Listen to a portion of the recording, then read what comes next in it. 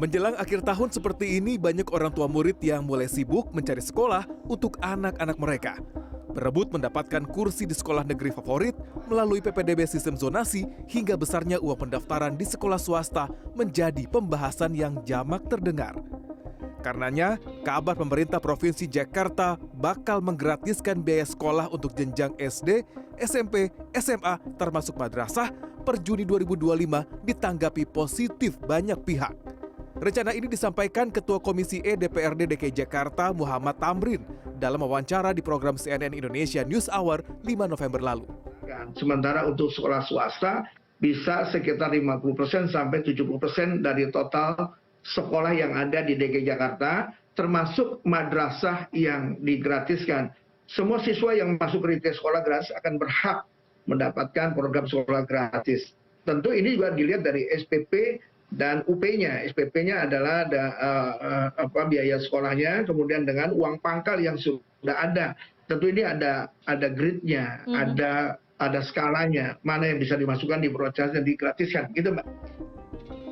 Kebijakan ini tentu membuat pihak sekolah penasaran, terutama sekolah swasta. Saya berkunjung ke Madrasah Aliyah Al-Khairiyah di Jakarta Selatan dan bertemu dengan Siti Marina. Kepala madrasah swasta setingkat SMA ini mengatakan amat mengapresiasi kebijakan baru pemerintah Jakarta. Hal ini akan berimbas pada pilihan orang tua ketika mendaftarkan anak-anak mereka. Menurut Marina, sebelum berdampak lebih luas ke masyarakat, pemerintah Jakarta seharusnya menjelaskan lebih detail, terutama ke sekolah swasta, perihal pembiayaan apa saja yang digratiskan. Itu kan sekolah swasta banyak banget. Nah, adakah kategori? Dan kalau udah ada kategori, nah ini nanti juga kan secara juklak dan juknisnya juga harus jelas ya Mas. Nah, misalnya, oke, gratis untuk SPP. Sebenarnya kronologis SPP dari tiap sekolah itu kan juga berbeda-beda. Nah, kenapa? Karena kebutuhan dari isi di lembaga tersebut gitu. Nah, ini juga harus jelas banget gitu. Dan jangan sampai wacananya bergulir di masyarakat, mau bayarannya berapa udah gratis semua.